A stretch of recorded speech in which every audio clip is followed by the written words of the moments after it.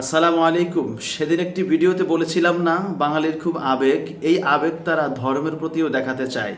যার কারণে আপনি দেখবেন পবিত্র জুমাবারকে কেন্দ্র করে, জুমার দিনকে কেন্দ্র করে আমাদের দেশের অধিকাংশ বিবাহ শাদীগুলো হয়ে থাকে। এটা কোনো দোষের বিষয় নয়। দোষ হয় তখন যখন দেখি জুমার দিনকে কেন্দ্র করে বিবাহ শাদীর আয়োজন করে সেখানে লাউড স্পিকারে গান বাজানো হচ্ছে, হিন্দি গান, ডিজে গান। আপনি একটু চিন্তা করে দেখেন কি করছেন। পবিত্র জুমার দিনকে কেন্দ্র করে বিবাহ শাদীর আয়োজন করে সেখানে গান বাদ্য বাজিয়ে পবিত্র জুমার দিনের পবিত্রতাটাই নষ্ট করে দিচ্ছেন। আপনি জুমার দিনকে অপমান করছেন।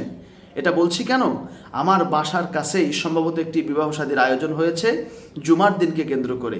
আজকে বিকাল থেকেই লাউড স্পিকারে হিন্দি গান, ডিজে গান সহ বিভিন্ন গান বাজানো হচ্ছে। এদের কারণে পবিত্র জুমার রাতে মানুষ যে একটু একাগ্র চিত্তে ইবাদত করবে, বিশেষভাবে আল্লাহকে একটু ডাকবে, সেই সুযোগটা থাকছে না, সেই সুযোগটা মানুষ পাচ্ছে না। এটা কেন করছেন আপনি? এটা করে তো আপনি নিজে পাপী হচ্ছেন এবং আরও 10 জন মানুষের পাপের কারণ হচ্ছেন। একটি মজার ঘটনা শুনুন। আমাকে এক ভাই সেদিন তার ছেলের বিবাহ অনুষ্ঠানে দাওয়াত দিল।